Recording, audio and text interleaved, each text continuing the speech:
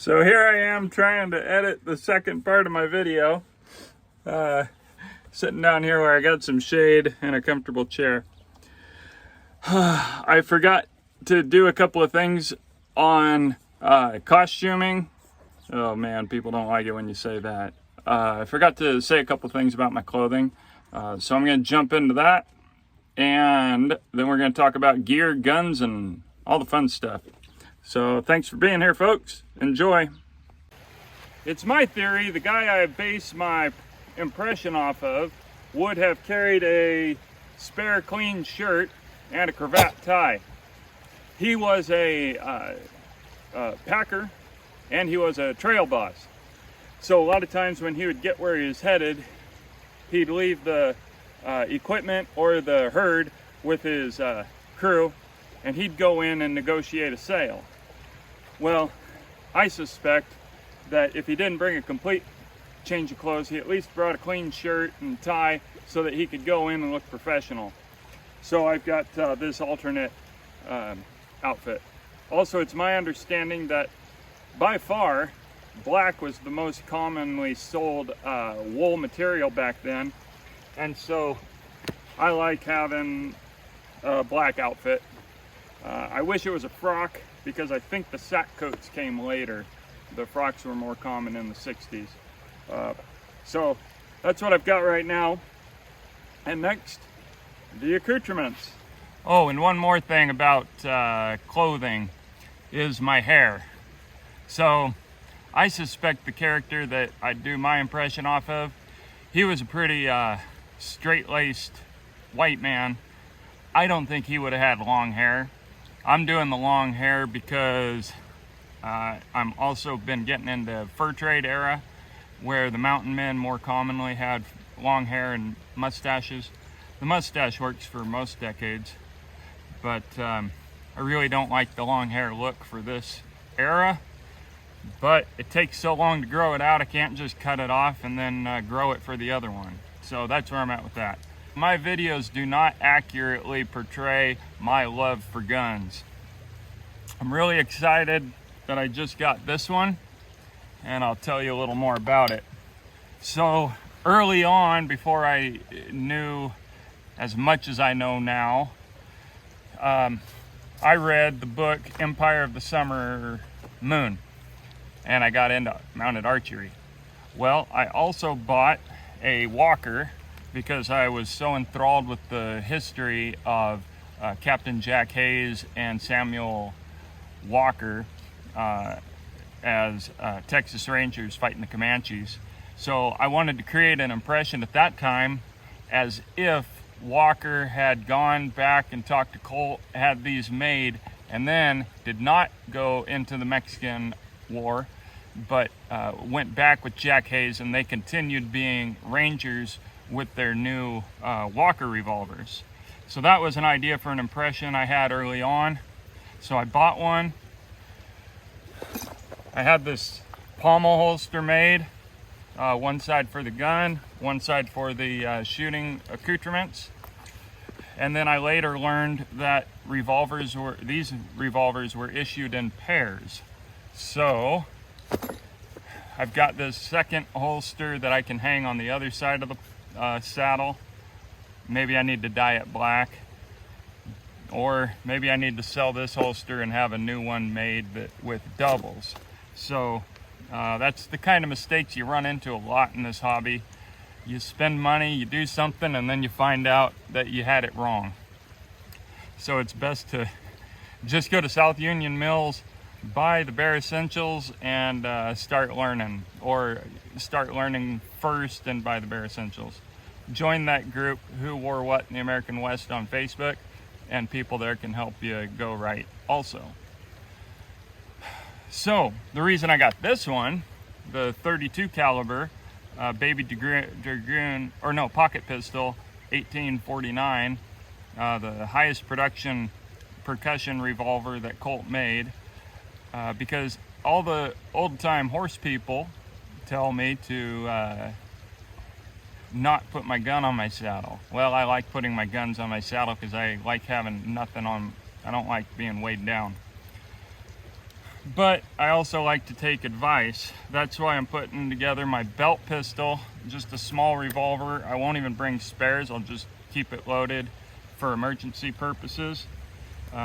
Emergencies include if you have to put a horse, well, this is if you don't have your horse. So if I need to shoot a grouse to eat or a squirrel, something close, or self-defense. And then my survival bag that I'll have with me. So those are going to be on me, plus a knife in case I ever get separated from my horse. And like I've said, I want to do a camping trip for 1 or 2 nights with just those items. But I got to wait until fire is allowed again. Right now it's really smoky because all the fires. We can't have campfires. So I got to wait until it's safe, but still warm enough that I don't freeze. So that's guns. I'm excited about those. I'll talk more about guns when hunting season comes and I do my hunting videos.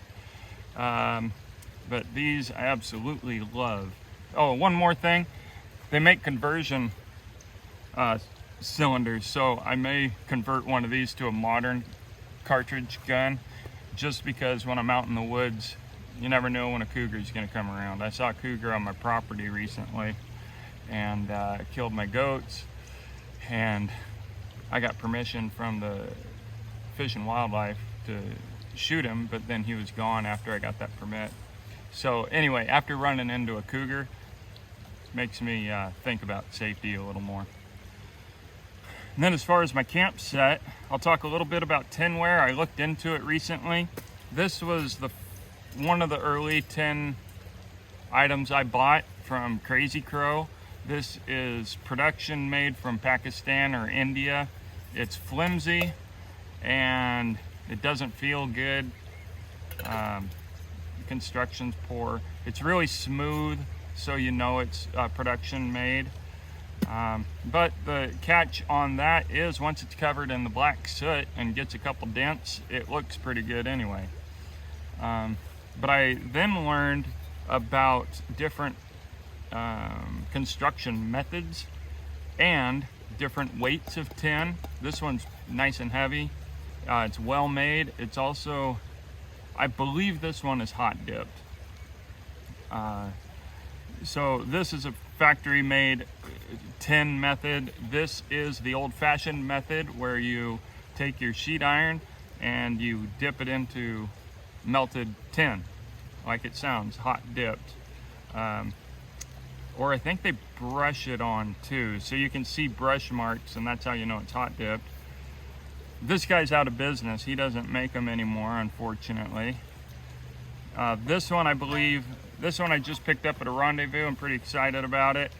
I do believe it's the Crazy Crow type, but I'm glad to have a personal size. I can make a couple cups of tea or coffee. This is as I mentioned in my other one, there's a teapot. You know that because the spout is low because the tea leaves float. Coffee pot, the spout is high because coffee grounds, you want them to sink. Hopefully they all sink and you don't get them in your mouth and your cup. So pretty excited about this. So my basic set is this, and this is my olive oil. If I don't drain it,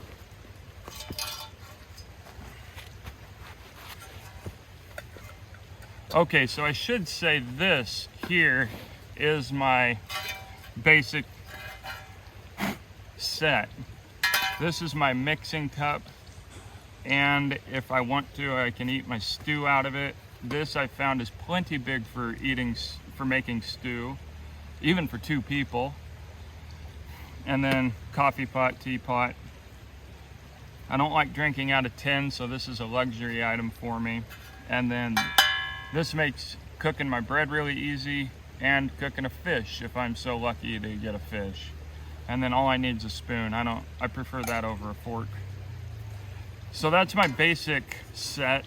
If I want to go pared down, I don't really need this. I can mix my bread in the same as the stew pot. I do like to carry this, but I could do without it because as I've shown in other videos, I can cook bread right on the coals.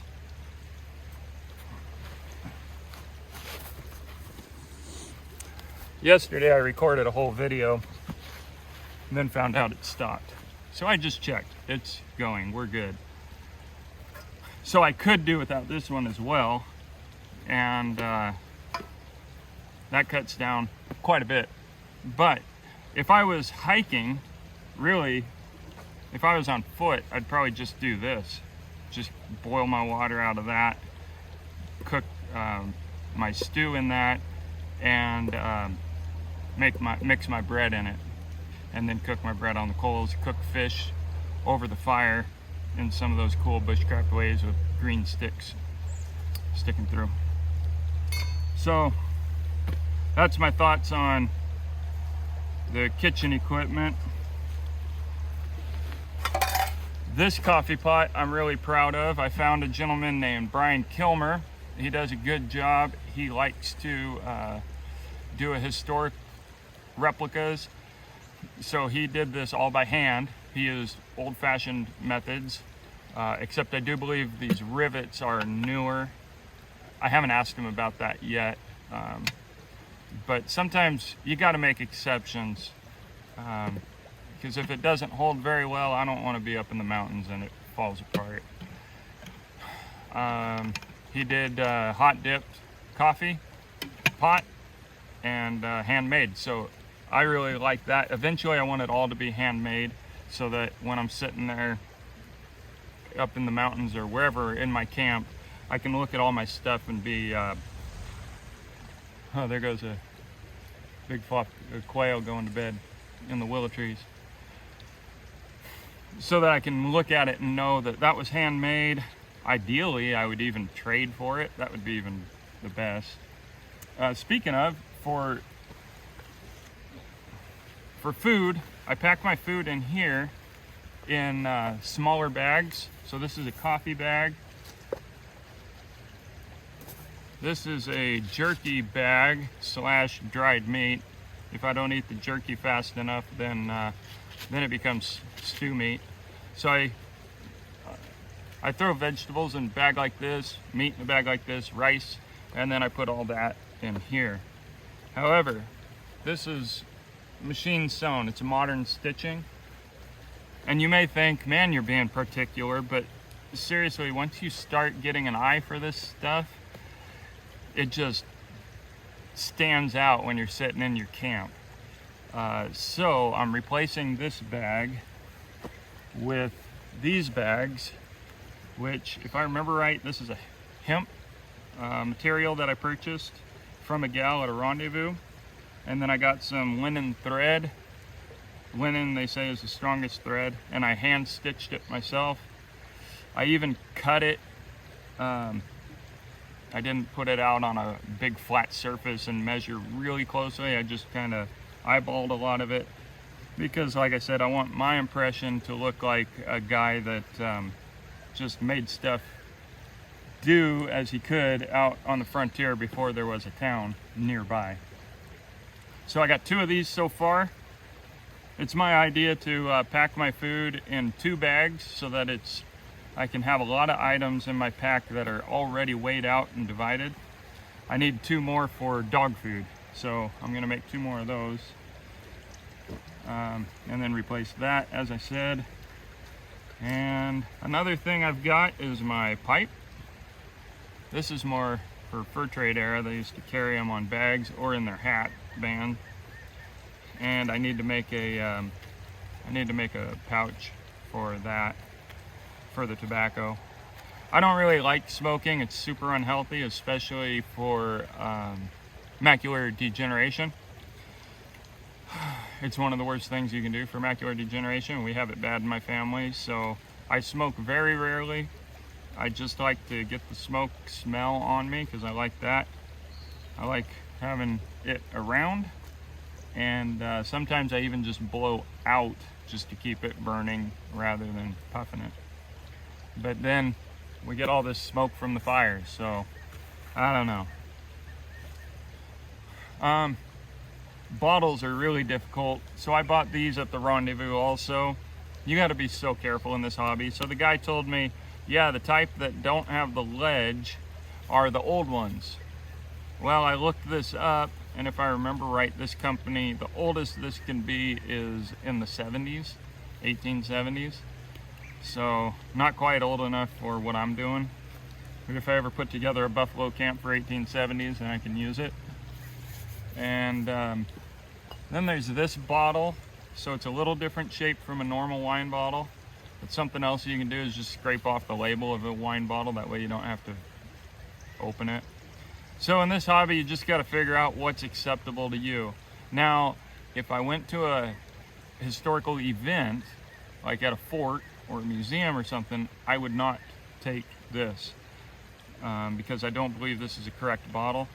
There's a guy who sent me a couple pictures of bottles and what they were for, gin, whiskey, all that.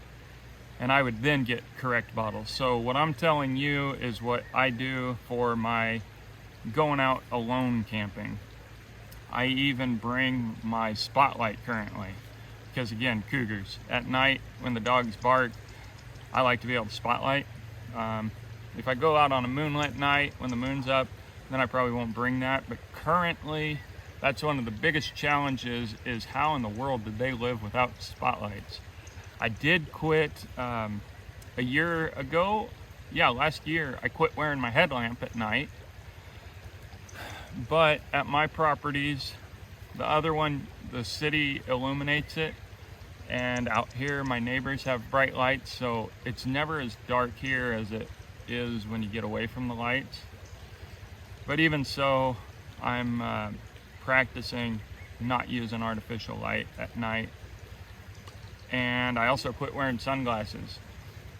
So this is like a lifestyle thing, so that I can see and experience what it was like back then. The toughest time to go without sunglasses is not summertime, it's winter when there's snow out and the sun's shining. I walked around with my black wool mittens like that, even with a black hat on, still needed something underneath. So that's the stuff I'm doing. That's all my gear. Oh, yeah. And a buffalo horn cone. Keep these long locks nice and flowing. Oh, and for water, there's a real debate. There's a real debate about canteens. Personally, I think it's pretty clear that canteens were not regularly carried. I've carried them. I hate carrying them. And so instead, I carry a life straw. I can't find it right now, but I've got a life straw. And the reason I like that, for one, I'm not going to take a risk and get Giardia or whatever it is we have around here. I've had some of those problems before. Not worth it. But by using a life straw, that enables me to drink out of creeks and lakes like they would have back then. So I get down on my knees and drink. It's not an exact experience, but at least I get to drink out of creeks and lakes. So that handles everything. If you're interested in getting into this, you're welcome to talk to me. Like I said, check out southunionmills.com. Most of the stuff you're safe with. However, most items he has are 60s. He does have some later items that he's been including lately, so 70s and 80s. It really did change decade to decade quite a bit. And then Who Wore What in the American West on Facebook. If you join that group, read some of the files and scroll through the questions that have been asked before, you can learn a ton.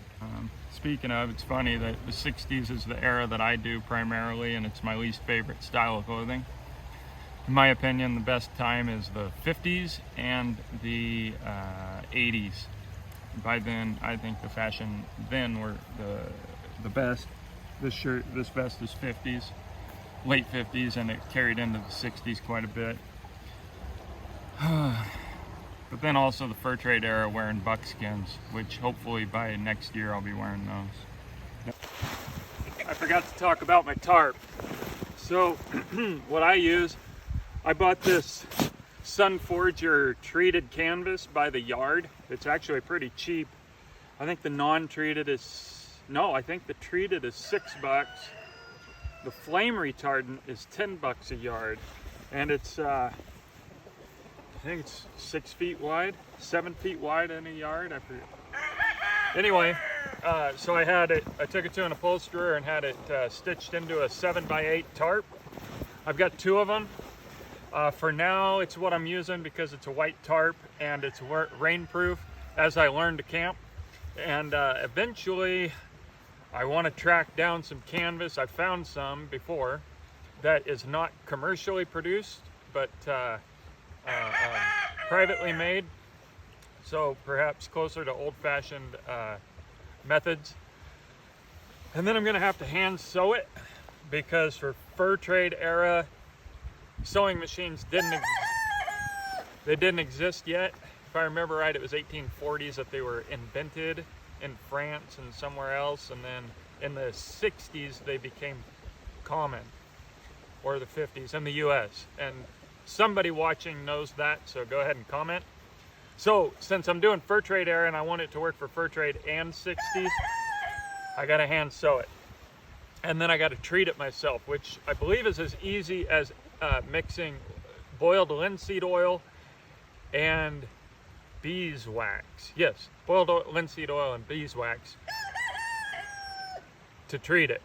So that's the plan in the future. For now, this is what I use. Not correct, but at least I'm admitting it and I have a goal that I'm working for. So there we go. We'll insert this video in. So that's it, folks.